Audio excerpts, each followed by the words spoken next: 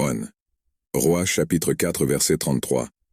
Il parla aussi des arbres, depuis le cèdre du Liban jusqu'à l'hysope qui pousse sur les murs. Et il parla aussi des animaux, des oiseaux, des reptiles et des poissons.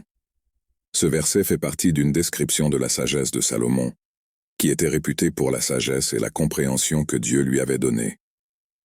Le contexte plus large est que Salomon était connu pour ses compétences dans de nombreux domaines, notamment ses connaissances sur les plantes et les animaux.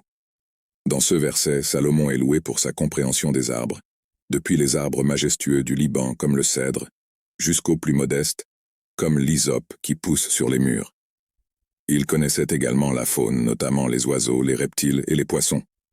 L'inclusion de ce verset dans la Bible met en évidence l'étendue et la profondeur de la sagesse de Salomon, qui était un don de Dieu.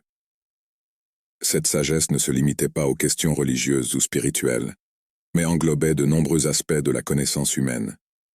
Le don de sagesse de Salomon a fait de lui un leader sage et respecté à son époque, capable de prendre des décisions justes et sages dans une grande variété de situations. Ce verset nous rappelle également que la sagesse peut englober de nombreux domaines de connaissance, et que la sagesse donnée par Dieu peut nous permettre de comprendre et de gérer de nombreux aspects de la vie. La recherche de la sagesse est donc un principe précieux dans la tradition biblique. Déclaration de confession de foi.